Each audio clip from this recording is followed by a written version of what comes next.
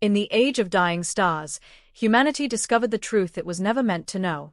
The stars had begun to fade. It started subtly, almost imperceptibly, a quiet dimming that astronomers at first dismissed as an anomaly in their instruments. But soon, the truth became unavoidable. One by one, distant suns, once blazing with a life-giving light that had nurtured planets and civilizations, were flickering, dying out like candles in a cosmic wind. Humanity, perched on the fragile edge of its own understanding, watched with a mixture of awe and terror. This was not a distant problem, not a matter for far-off astronomers alone. It was a signal of something far deeper, something that would unravel the comforting illusions humanity had clung to for millennia. Dr. Elena Voss stood on the observation deck of the International Space Observatory, her eyes fixed on the dying light of a sun in the Andromeda sector. Her mind, always restless, refused the simple comfort of denial. She had spent decades studying stellar life cycles, charting the birth and death of stars, but this was different. These deaths were synchronized, eerily precise, and far too fast to be natural. Something, or someone, was orchestrating them. Her assistant, a young astrophysicist named Kieran Shaw, hovered nearby, sensing the gravity in her silence. "Do you see it too, Kieran?" she asked, her voice low, almost trembling. He nodded, the blue glow of the holographic star map reflected in his glasses. It's happening everywhere. The Milky Way, Andromeda, even in the dwarf galaxies. Stars are dying at rates we've never seen before. Elena turned, her eyes blazing with urgency. "And if the stars die, Kieran, what happens to us? To life itself?" The question hung in the air, unanswered, heavy with inevitability. Humanity had long looked to the stars as eternal beacons of hope, but now they seemed like omens, warnings of truths too terrible to comprehend. In the months that followed, governments and space agencies across the globe scrambled for answers. Artificial intelligence networks were deployed to map the phenomenon, to predict which stars would die next, and to find patterns that could hint at a solution. But the data revealed only one terrifying certainty: the deaths were not random. They followed an intelligence, an invisible hand moving through the cosmos. And with that realization came the next horrifying truth: the stars were not dying by accident. Humanity had stumbled upon a cosmic secret, one it was never meant to know. Meanwhile, the whispers began. First in scientific journals, then in online forums, and finally on the news. Astronomers, physicists, and engineers started reporting anomalies in their instruments, signals, faint but unmistakable, coming from the void between dying stars. They were not natural phenomena. They were messages, coded in a language so ancient and alien that even the most brilliant human minds could barely begin to comprehend them.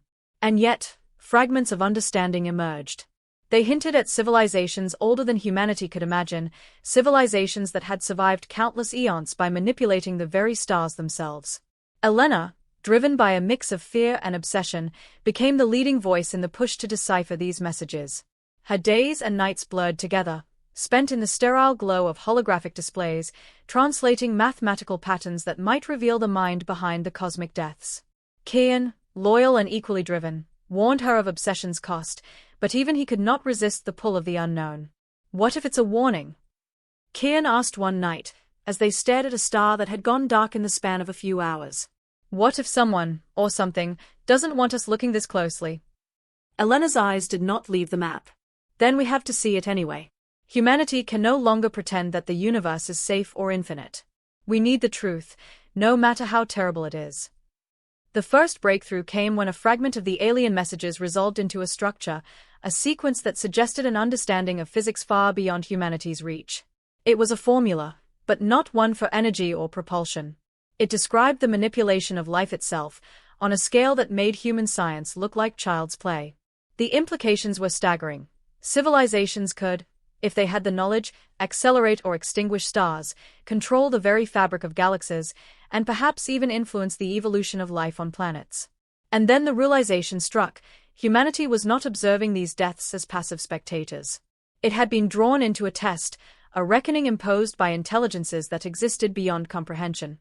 The stars were not just dying, they were part of a cosmic pattern designed to teach, to judge, and perhaps to punish.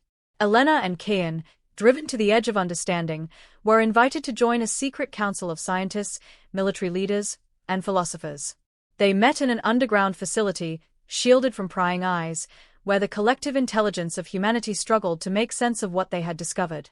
The council debated the ethics of reaching out, of sending messages back, but even as they argued, the stars continued to die, indifferent to human deliberation.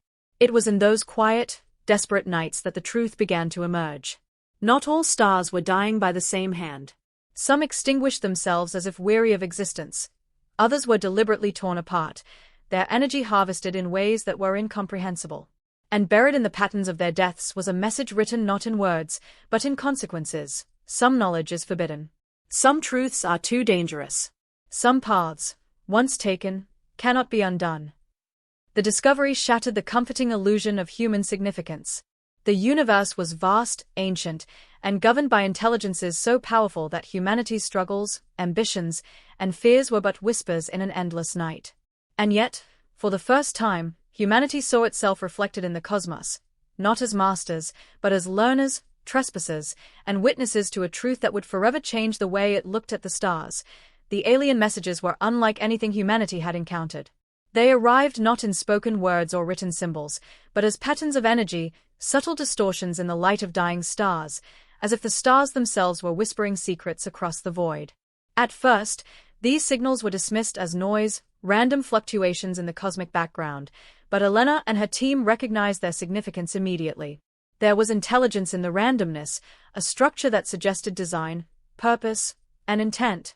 At the observatory, holographic arrays flickered with streams of data, each representing a pulse, a flicker, or a spectral anomaly.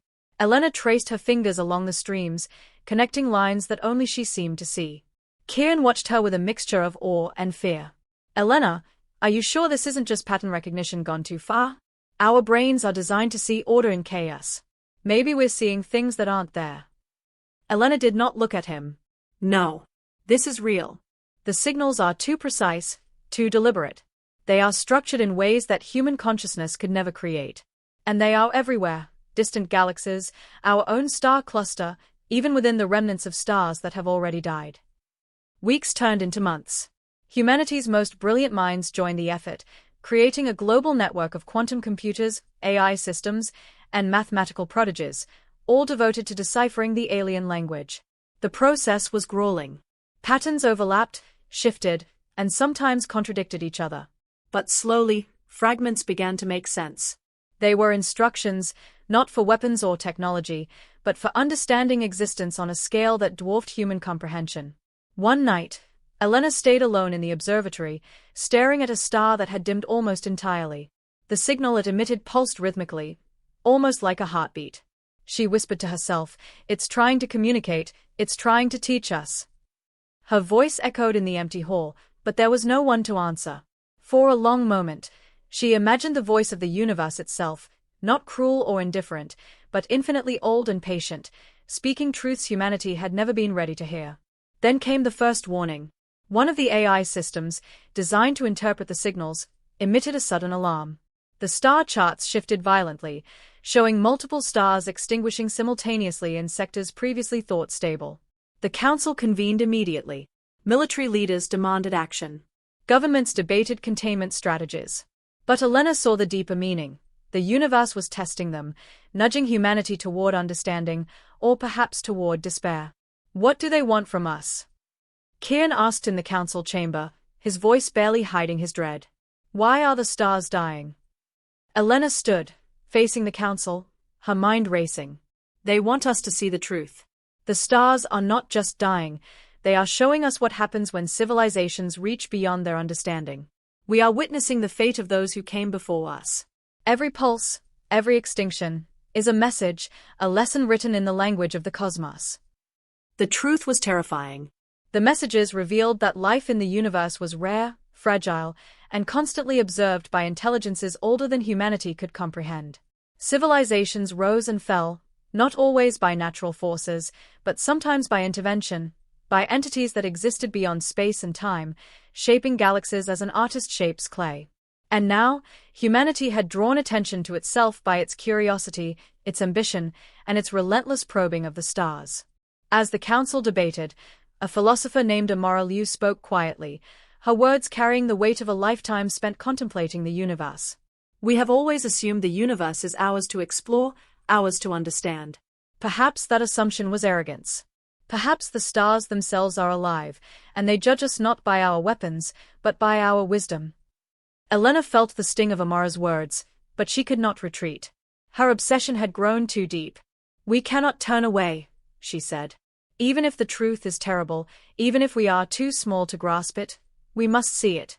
Humanity must know what lies beyond." The next revelation was the most disturbing. The AI systems, now more advanced than any human mind, began to translate segments of the alien patterns into a form comprehensible to human consciousness. They described phenomena that bent reality. Stars that could collapse and rebirth at will, energy harvested from dimensions unseen, and the deliberate shaping of life itself. And in the midst of these descriptions was an unmistakable warning: civilizations that sought knowledge without understanding risked annihilation.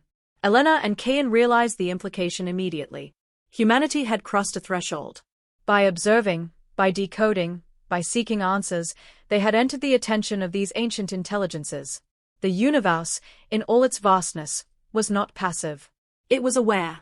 And awareness, as they were beginning to understand, could be neither bargained with nor ignored. Night after night, Elena dreamed of the stars. In her dreams, they spoke, not in words, but in images of worlds rising and falling, of civilizations extinguished, of galaxies molded and reshaped like clay in hands far larger than her own. She saw the fragility of existence, the fleeting nature of life, and the unyielding march of time on a scale that made human history vanish in insignificance. And yet, through fear and awe, a spark of determination emerged. Humanity would not simply be a witness. They would try to communicate, to respond, to prove that they were worthy of survival.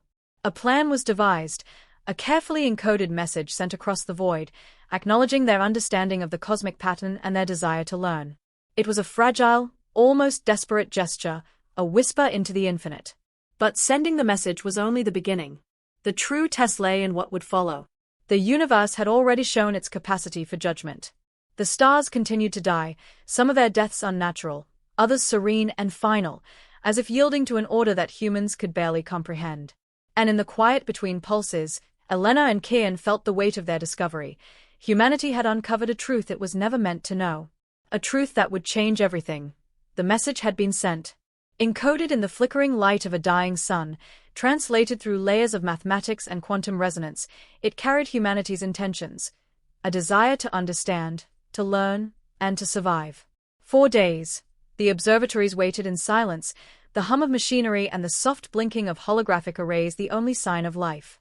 Kieran paced the observation deck, restless, while Elena stared at the empty void, searching for any sign of acknowledgement. And then the stars responded.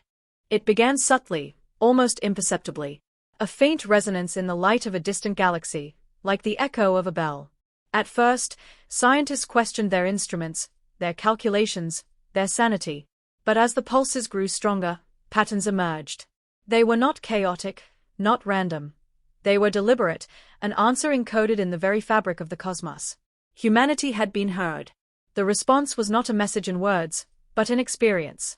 Entire star systems seemed to shimmer and vibrate, their light bending and twisting in ways that defied physics.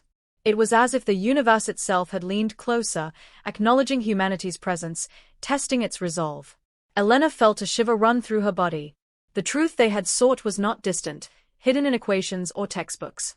It was alive, vast, and infinitely older than anything human minds could fully grasp. At the council, the reactions were mixed. Military leaders saw opportunity, a chance to harness knowledge far beyond human capacity. Scientists saw revelation, the potential to unlock secrets of existence itself. Philosophers and ethicists, however, feared disaster. "We are meddling with forces we do not understand," Andromeda warned. "Even our attempt to communicate could be interpreted as intrusion, a trespass. We may have invited judgment upon ourselves." Elena understood the risk, but she could not retreat. The response from the stars was not violent, yet, but it carried a weight, a silent demand for attention, for comprehension. Each night, she returned to the observation deck, her mind becoming a conduit for the signals. She began to perceive patterns in ways she could not explain. Mathematical structures became visions, resonances became images, and the faint pulse of dying stars told her stories of civilizations that had risen, flourished, and perished under scrutiny she could barely fathom. Kieran grew concerned. "Elena, you're pushing yourself too far.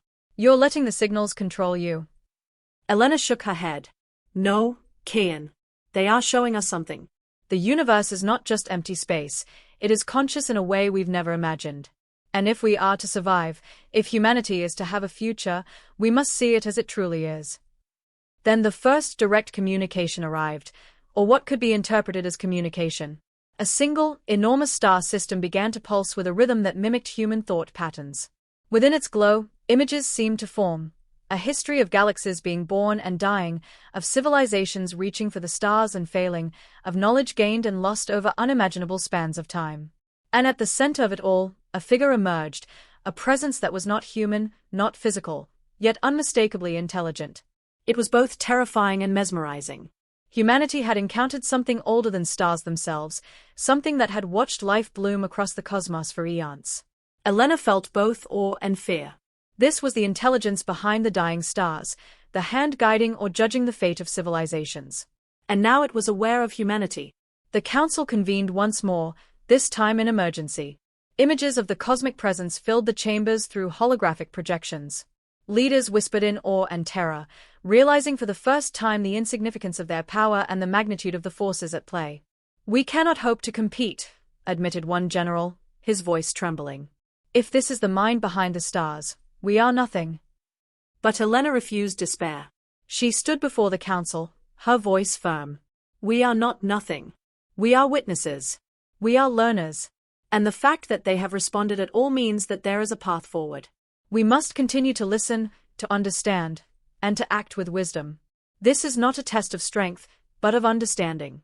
If we fail to comprehend, we fail entirely." As days passed, the cosmic entity continued to reveal more of the truth. Through patterns, pulses, and resonances, humanity glimpsed the scope of universal intelligence. Civilizations were not merely destroyed at random. Their extinction was often a consequence of hubris, of curiosity pursued without comprehension, of power sought without wisdom. Some had achieved great heights and survived, learning to harmonize with the vast intelligence that permeated the cosmos. Others had been erased, their stars snuffed out in silence, leaving only echoes of their existence. Elena realized that humanity's own fate was uncertain. Every observation, every calculation, every decision mattered. The universe had not judged them yet, but it was watching, gauging not only their knowledge but their morality, their restraint, their capacity for understanding consequences far beyond their immediate perception. In private, Elena and Kieran debated what this meant. "We're being tested," Kieran said, pacing the observation deck late one night. "Not just for knowledge, but for how we use it. Every mistake, every act of arrogance, could be fatal." Elena nodded, her eyes fixed on a dying star that pulsed with strange intensity. "Then we must be careful. But we cannot stop. Humanity cannot turn away now. We must see the truth fully, even if it shatters everything we thought we knew." And so, humanity began the most perilous endeavor in its history, a deliberate journey into understanding forces far older and wiser than any human mind. Each pulse from the stars, each dying light, each alien resonance was a lesson, a warning, and an invitation. Humanity was no longer alone in its observations. It was a participant in a cosmic dialogue, a dialogue that carried knowledge and consequences beyond imagination. As Elena gazed at the flickering lights of distant suns, she felt a mixture of dread and exhilaration. The age of dying stars was also the age of awakening. Humanity had discovered a truth it was never meant to know, but now that it had, there was no turning back. The universe had spoken, and the next step would define not just the survival of a species, but the understanding of life itself. The first consequences came quietly, almost imperceptibly.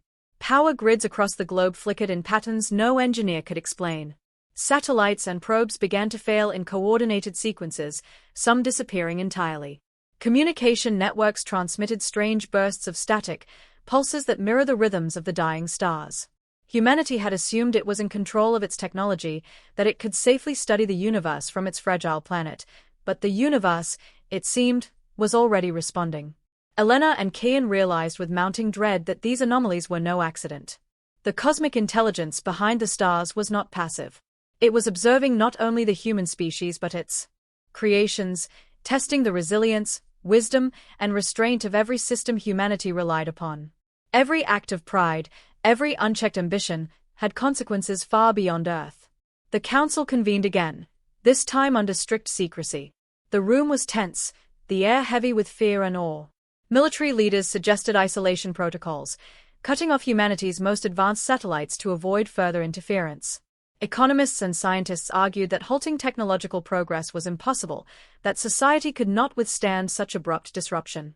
Philosophers warned that fear could drive humanity toward destruction from within, long before the stars themselves extinguished. Elena stood before them, her face pale but determined. "We cannot isolate ourselves," she said. "Every step backward will only increase the danger. The intelligence is testing us because we are curious, because we reach, because we think we can control the universe. If we stop now, we prove that we are not worthy. We must continue, but with humility. Every choice, every signal, every discovery must be measured against the lessons the stars are teaching us." Kieran watched her, worried. "Elena, humility is one thing. Obsession is another. We're risking everything, our lives, our civilization, by pushing further." "And yet," Elena replied, her gaze fixed on the holographic map of dying stars, "we have no choice. The truth has been revealed. To turn away is to deny our existence." As humanity struggled with its own internal debates, the cosmic response grew stronger. Entire star clusters pulsed in synchronization, a rhythm that resonated across light years and even altered the quantum fields of nearby planets. Instruments recorded energy surges unlike anything human science could model. Some scientists speculated that the universe itself was alive, not in metaphor, but in reality. The stars were sentient, their deaths purposeful, their light a form of communication beyond comprehension. People around the world began to feel the change in subtle ways. Night skies glimmered differently, shooting stars seemed to move with intention. Dreams became vivid, filled with images of distant civilizations rising and falling, of energy flowing like rivers across galaxies, of consciousness reaching beyond matter itself. Humanity's perception of reality was shifting. Religious and philosophical movements arose almost overnight. Some saw the dying stars as a divine judgment, a reckoning for humanity's arrogance. Others saw opportunity, a call to unify, to harmonize with forces beyond Earth.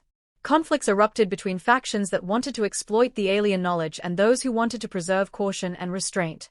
Humanity was fracturing, and the stars continued to die, indifferent to politics and power struggles. In the midst of this turmoil, Elena and Kieran made a breakthrough. By combining human intuition with the eye's computational capacity, they developed a way to partially translate the energy pulses into a form more understandable to the human mind. What they discovered shook them to their core. The universe was not only observing, it was teaching. Each dying star carried lessons encoded in its collapse, patterns that revealed the rise and fall of civilizations, the consequences of pride and ignorance, the cycles of creation and destruction on cosmic scales. "It's a history," Elena whispered, tears streaking her face. "A history of everything that lived, reached for knowledge, and failed. And now it's showing us how to survive." Kieran nodded, equally awed. "Or, showing us how not to." The first tangible danger came in the form of a collapsing star near Earth's solar neighborhood. It had dimmed gradually, but suddenly, it unleashed a wave of radiation and gravitational distortion that disrupted satellites, knocked out power grids, and forced evacuations in vulnerable regions. Humanity had not yet fully grasped the intelligence behind the stars, but the consequences were unmistakable. Curiosity without understanding could be deadly. Governments scrambled to respond, but Elena's team realized the futility of conventional measures. Humanity's survival depended not on weapons, infrastructure, or politics. It depended on comprehension, humility, and adaptation. The dying stars were both teachers and judges, and every pulse, every collapse, carried a lesson humanity could not ignore. Elena, standing on the observation deck one night, whispered to Kieran, "We are not being punished for curiosity. We are being taught. If we learn, we survive. If we fail, we vanish, and the stars continue, indifferent, eternal." The weight of this realization settled over them. Humanity was small, fragile, and insignificant on the cosmic scale, yet it had been granted a glimpse of knowledge, a chance to understand forces older than time itself. But the lessons were harsh, the stakes unimaginable, and the path ahead uncertain. In that moment, Elena understood the full scope of their predicament. The age of dying stars was not just an era of cosmic destruction, it was an era of awakening, a period in which humanity must confront the universe's vast intelligence and redefine its place within it. To survive, they would need more than technology or courage. They would need wisdom, restraint, and an understanding of life itself that went beyond human experience. And the universe, in its infinite patience, waited. The pulse of the stars had grown stronger, resonating through the cosmos in patterns that seemed almost alive. Humanity had crossed a threshold. Observation alone was no longer enough. The universe was demanding engagement, comprehension, and, above all, restraint. Elena and Kieran, now regarded as the foremost experts on cosmic communication, prepared to attempt the most daring step yet, a direct interaction with the intelligence behind the dying stars. The process was unprecedented. Using a combination of quantum entanglement arrays, AI-assisted decoding, and harmonic resonance amplification, they created a device that could send a signal not merely as a message, but as an experience, a projection of human consciousness capable of perceiving the patterns encoded in the stars. It was risky. No one could predict the response of an intelligence that existed beyond space, time, and matter. The council met one final time before the procedure. Military leaders, scientists, and philosophers all gathered, their faces pale with anticipation and fear. "If we fail," said one general grimly, "we may not only lose this mission. We may provoke something that could erase us entirely." Amora Liu spoke quietly, her tone measured and somber. "Failure is possible. But understanding is the only path forward. If humanity retreats now, it risks stagnation, and stagnation is death on a cosmic scale. We must proceed, but with humility." Elena nodded. "We are not seeking to command the universe. We are seeking to learn from it, to understand our place, and to act wisely. That is all we can do." The activation sequence began. The room dimmed, machines hummed, and the device transmitted the first pulse into the void, carrying with it the consciousness of humanity's most curious, cautious, and determined minds. Elena felt herself stretched across space and time, her perception dissolving into the vastness of the cosmos. And then she saw it. A presence, immense and incomprehensible, unfolded before her mind's eye. It was not a being in any conventional sense, no body, no shape, no form, but a web of intelligence, luminous and infinite, flowing through the stars themselves. Patterns of creation and destruction, of life and extinction, pulsed through it, each a fragment of knowledge, a fragment of truth. Elena felt her mind strain under the weight of comprehension, every neuron ablaze with information far beyond human capacity. "You have come," a voice resonated, not in sound, but in thought, in understanding itself. Few have ever reached this threshold. Fewer still with the humility to perceive without demanding. Elena's consciousness trembled. "We seek knowledge. We seek understanding. We seek to survive." The intelligence pulsed, and the stars themselves seemed to respond, their light flickering in silent rhythms. Knowledge is not granted, it is revealed. Understanding is not achieved through desire alone. It is achieved through observation, patience, and restraint. Many have failed because they sought power, not comprehension. Many have vanished because they could not bear the weight of truth. Images flooded Elena's mind.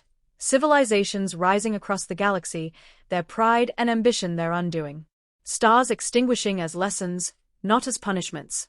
Energy flows harvested and reshaped, not for conquest, but for survival.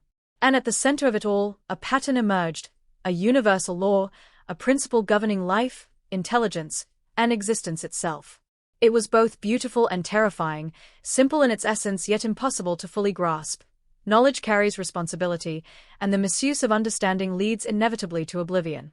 Kieran, linked to the device from a distant station, experienced the same revelation. He whispered, though no sound reached anyone outside. "We are being taught, but the cost of misunderstanding is extinction." The intelligence pulsed again. "You may return with fragments. You may apply what you understand, but do not assume completeness. You are not masters of the cosmos. You are observers. Learn humility, and your species may endure. Seek dominion, and your existence will be erased, like many before you." When consciousness returned to her body, Elena gasped, sweat streaming down her face. The observatory's lights felt small, earthly, insignificant. Kieran collapsed into a chair nearby, shaking, overwhelmed by the immensity of what they had perceived. The council listened in silence as Elena and Kieran recounted what they had experienced. Though words could capture only fragments of the truth, the message was clear. Humanity had been granted a glimpse of the universe's deepest knowledge, but it came with strict boundaries. Knowledge without wisdom was fatal. Ambition without humility was suicidal. Curiosity without comprehension was destruction. Over the following months, humanity struggled to integrate what they had learned. Scientists pored over the cosmic patterns, attempting to translate lessons into technology, philosophy, and social policy. Leaders debated how to guide humanity without provoking the intelligence further. Societies fractured between those who sought to exploit the knowledge for power and those who called for caution and restraint. And yet, the stars continued to die. Some extinguished naturally, peacefully, their energy absorbed into the larger cosmic flow. Others collapsed violently, a reminder of civilizations lost long before humanity had emerged. Each death was a lesson, each pulse a warning, each shimmer of light a fragment of truth. Elena and Kieran, now both revered and feared, became the guardians of humanity's understanding. They knew that survival depended not on weapons, politics, or even advanced technology, but on the ability to act wisely, ethically, and with awareness of the consequences of every choice. The universe had revealed itself, not to be conquered, but to be comprehended. And comprehension, they realized, was a responsibility heavier than any human could ever imagine. As Elena gazed at the flickering lights of distant suns, she felt both humility and resolve. Humanity had crossed the threshold. It had seen the truth it was never meant to know. And now, the real challenge began. To live in accordance with that truth, to navigate the age of dying stars without becoming another lost civilization. The universe waited, patient and eternal. And humanity, fragile and fleeting, had begun to understand. The months following the direct interaction with the cosmic intelligence were the most tumultuous humanity had ever faced. Governments, corporations, and ordinary citizens alike struggled to reconcile everyday life with the knowledge of forces far greater than any human mind could fully comprehend. Power and greed still ruled in many quarters, but a new awareness had begun to take root. Every choice, every act of curiosity or ambition, could ripple across the stars with consequences unimaginable. Natural disasters, once dismissed as coincidence, began to reveal patterns. Solar flares, meteor storms, and even seismic activity appeared to synchronize with the pulses of dying stars.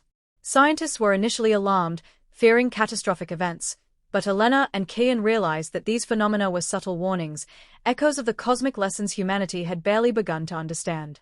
The universe itself was testing their perception, patience, and restraint. Cities began to adapt. Observation centers were constructed in every major nation, not just for research, but for monitoring the subtle influences of cosmic resonance on Earth. Education shifted dramatically. Children were taught about the fragility of civilizations and the interconnectedness of life across the universe. Philosophy, ethics, and science merged into new disciplines, emphasizing wisdom alongside knowledge. Humanity was learning, slowly, the lessons encoded in the pulse of dying stars. Yet the consequences were relentless. One evening, a star in a nearby galaxy collapsed with violent intensity. Its shockwave disrupted communications across several planetary systems, sending tremors through the fabric of space-time that even advanced human instruments struggled to measure. Satellites burned, networks failed, and panic gripped much of the globe. Governments demanded retaliation, solutions, containment, anything that resembled control. Elena, standing on the observation deck as the news streamed in, shook her head. "This is not punishment," she said quietly. "It is instruction. The universe is showing us what happens when curiosity is pursued without comprehension, when ambition is divorced from wisdom." Kieran clenched his fists. "So we just watch? We do nothing while stars die and disasters strike." "We act," Elena replied. "But with understanding, not force. The lessons are in the consequences themselves. Survival depends on restraint and insight, not dominance." The Council formalized new protocols. Humanity would no longer attempt to harness or manipulate cosmic phenomena directly. Instead, observation, comprehension, and communication would guide every action. The AI systems were recalibrated to integrate moral and philosophical parameters alongside scientific calculation. The approach was unprecedented. Technology guided not solely by utility, but by ethical judgment informed by the lessons of the stars. Societies responded in unexpected ways. Some factions resisted, clinging to old hierarchies, ambition, and the desire for power. Others embraced the change, creating networks of knowledge and collaboration across borders. Humanity began to operate as a species unified not by fear or conquest, but by shared responsibility to the fragile web of life in the cosmos. Amidst this transformation, the alien intelligence continued to communicate, not in words, but in experience. Entire star systems pulsed with rhythms that reflected morality, comprehension, and adaptation. Elena and Kieran began to perceive not only the mechanics of these pulses, but their meaning. Civilizations that survived did so by integrating knowledge with wisdom, understanding that every act reverberated across space and time. Civilizations that failed had sought power without understanding, curiosity without comprehension, ambition without humility. The implications were profound. Humanity's future was not guaranteed. Survival depended on its capacity to act ethically, to comprehend consequences, and to harmonize with the greater intelligence of the universe. Each day became a test, a subtle measure of human restraint, insight, and responsibility. One night, as Elena and Kieran observed a particularly unstable star cluster, Kieran broke the silence. "Do you think we're ready? I mean, really ready to survive this?" Elena gazed at the flickering lights, her mind reflecting the weight of centuries compressed into the pulse of dying stars. "We are learning," she said. "Not fast enough, not perfectly, but we are learning. That may be enough. That may be all the universe asks of us." And then, as if in response, the stars themselves shimmered brighter than they had in centuries. Not all were stable, not all were safe, but the signal was unmistakable. The intelligence had acknowledged humanity's efforts. It was neither a reward nor a reprieve, merely recognition that the species had begun to perceive the lessons offered, however imperfectly. In that moment, a quiet understanding settled over Elena. Humanity was not yet masters, nor even equals, of the cosmic intelligence, but it had begun the most critical step: comprehension. The age of dying stars was not solely an era of destruction, it was an era of awakening. Civilization was fragile, knowledge was heavy, and every action mattered, but the opportunity for survival, adaptation, and growth had been offered. And humanity, for the first time in its history, realized that survival would not come from conquest, technology, or ambition, but from understanding, humility, and the courage to act wisely within a universe far greater than itself. The stars continued to die, but in their light, a path had emerged. A path of knowledge tempered with wisdom, curiosity guided by restraint, and life pursued not recklessly, but with reverence for the forces that shaped the cosmos. Elena turned to Kieran, her eyes reflecting the faint glow of distant galaxies. "We were never meant to control the universe," she said. "We were meant to see it, to understand it, and to learn from it. That is our chance. That is our duty. That is our path." Kieran nodded silently, aware that every pulse, every collapse, every shimmer of dying stars carried both warning and instruction.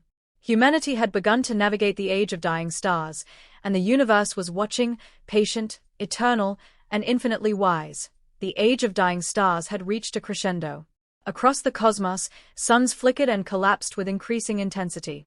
The pulses of the alien intelligence were now undeniable, overwhelming in their complexity, almost impossible for human minds to interpret. Elena and Kieran worked tirelessly, their consciousness intertwined with the AI systems and the cosmic signals, straining to perceive patterns, meaning, and warning. Every collapse, every resonance, every flicker of light carried knowledge and risk. Humanity itself teetered on the edge. Some nations and factions, driven by fear, tried to exploit the energy of dying stars, sending probes and weapons to harvest power. Others advocated for restraint, humility, and observation. Conflict erupted on Earth as ideology clashed with survival instincts. Civilization, fragile as ever, seemed on the brink of fracturing completely. One night, Elena received a transmission, not from human instruments, but from the universe itself. The stars above the observation deck shimmered and pulsed in unison, a single coherent signal resonating directly with her mind. The intelligence spoke, not in words, but in understanding. "You have seen. You have learned. You have felt the weight of comprehension. Yet comprehension is incomplete without action. Knowledge must guide conduct." Curiosity must guide restraint. Civilization must guide morality. Fail, and you will join the chorus of forgotten worlds. Succeed, and you may endure. Kieran watched Elena, fear and awe etched on his face. It's giving us a choice, he said, barely above a whisper. A path. But the wrong step could end us. Elena nodded, her mind racing. We already knew the consequences. Every collapse, every lesson, every death we've witnessed was preparing us for this. The universe isn't asking for obedience. It's asking for understanding. We must act with wisdom, and we must act together. The council reconvened for the most critical session in human history. Leaders, scientists, philosophers, and engineers gathered to decide humanity's course. Weapons were abandoned in favor of observation arrays. Probes were redirected not for conquest, but to monitor the dying stars, to understand their rhythms, and to anticipate further cosmic lessons. AI systems were tasked with moral evaluation, ensuring every human decision was weighed against universal principles inferred from the pulses of the stars. Yet the intelligence was testing them still. A massive star in the Orion cluster began to collapse violently, its energy threatening to cascade into nearby systems. Humanity's response was immediate: observation, prediction, coordination. No attempts to harness or dominate, only careful, deliberate measures to understand and mitigate risk. It was the ultimate test. Could a species exercise restraint on a cosmic scale? Elena and Kieran coordinated the efforts, their minds operating in new perfect synchrony with AI systems and human networks worldwide. The collapse unfolded, and humanity responded with patience, calculation, and humility. Every pulse from the star became a lesson, every decision a measure of comprehension. When the collapse finished, it left a residue of energy, not destructive but instructive, an imprint of the intelligence's approval, a signal that humanity had passed the test.